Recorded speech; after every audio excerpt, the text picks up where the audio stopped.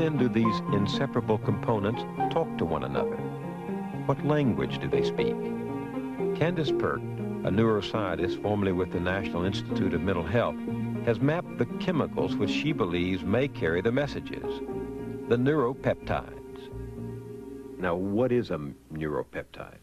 Peptides are strings of amino acids strung together very much like pearls strung along in a necklace. And a neuropeptide is a peptide that was first found in the brain, but then later on we found that they were everywhere, and that these molecules are being released from one place, they're diffusing, they're binding, and they're tickling these receptors that are on the surface of cells. Every cell in your body is encrusted with receptors of various types. Like a satellite dish that's receiving a signal. Facing outward like a satellite dish and receiving, putting out their little antenna and receiving what's coming in. Everything in your body as it's running is being run by these messenger molecules. What do you mean by that? Well, the cells have to talk to each other, otherwise the whole organism can't hang together. And the cells have to talk. Now, I guess you're going to ask me what they talk about. Yeah, I was just going to ask you, what do they talk about?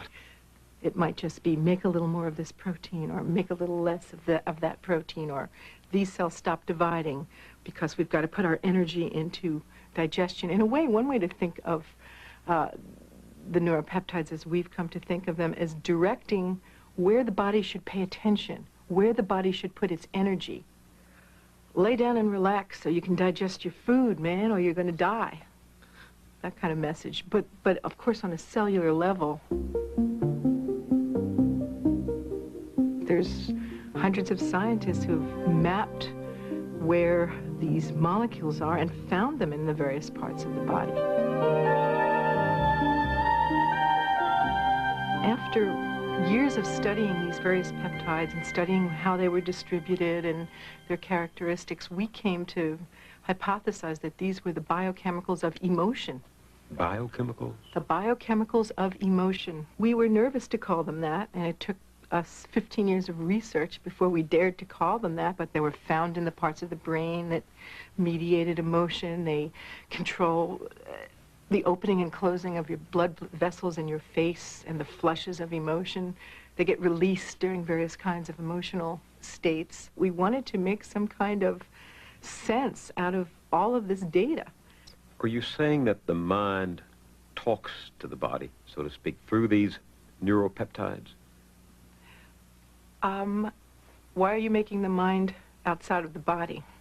That's the way I was raised. That's because you're part of Western civilization. I mean, I was taught that the mind is somehow distinct from the body. It's something in here, in the brain.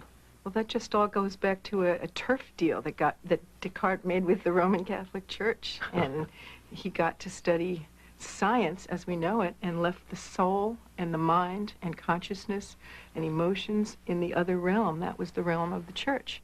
Remember, I'm a scientist in the Western tradition, and I don't use the word spirit. I'm not allowed, soul is a four-letter word in our tradition. The deal was struck with Descartes. We don't invoke that stuff. The brain is talking to me unconsciously, or instantly, through this reaction in the receptor. The me that you say is me, you're still thinking it's your brain. The me that's you is your whole body.